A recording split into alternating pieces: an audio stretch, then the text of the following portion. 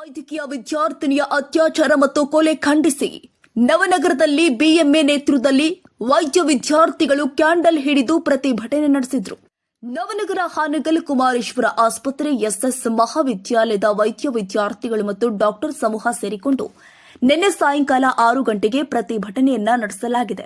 ಈ ಸಂದರ್ಭದಲ್ಲಿ ಪ್ರತಿಭಟನೆಯಲ್ಲಿ ಜಿಲ್ಲಾ ಐಎಂಎ ಕಾರ್ಯದರ್ಶಿಗಳು ಕೋಲ್ಕತ್ತಾದಲ್ಲಿ ಆರ್ಜಿಕರ್ ವೈದ್ಯಕೀಯ ಕಾಲೇಜಿನಲ್ಲಿ 2ನೇ ವರ್ಷದ ಸ್ನಾತಕೋತ್ತರ ವಿದ್ಯಾರ್ಥಿನಿಯೊಬ್ಬಳ ಮೇಲೆ ಅತ್ಯಾಚಾರ ಮತ್ತು ಕೊಲೆ ನಡೆದ ಘಟನೆಗೆ ದೇಶವೇ ತಲೆ ತಗ್ಗಿಸುವ ಘಟನೆ ಇದಾಗಿದೆ. ಘಟನೆ ನಂತರ ವೈದ್ಯಕೀಯ ವಿದ್ಯಾರ್ಥಿಗಳು ವೃತ್ತಿಯಲ್ಲಿ ಇದ್ದವರಿಗೆ ಆತಂಕ ಶುರುವಾಗಿದೆ. ಪೈಶಾಚಿಕ ಕೃತ್ಯ ಎಸಗಿದವರಿಗೆ ಕಠಿಣ ಶಿಕ್ಷೆ ಆಗಬೇಕು ಅಂತ ಡಾಕ್ಟರ್ ಪ್ರಮೋದ್ ಮಿರ್ಚಿ ಅವರು ಒತ್ತಾಯಿಸಿದರು.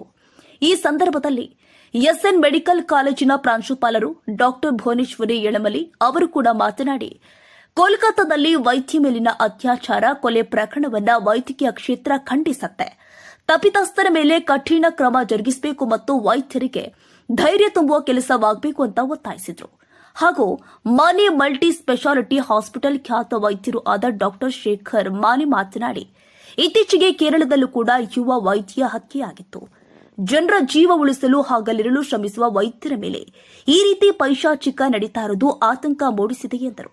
ಮತ್ತು ಈ ಸಂದರ್ಭದಲ್ಲಿ ಬಾಗಲಕೋಟೆ ಐಎಂಎ ಅಧ್ಯಕ್ಷ doctor Arun Miskin, doctor Kiran Kalaburgi, doctor ಪಟ್ಟಿದ, doctor Ashalata Mallapur, doctor TN Patil ಮತ್ತಿತರರು ನೇತೃತ್ವ ವಹಿಸಿದರು.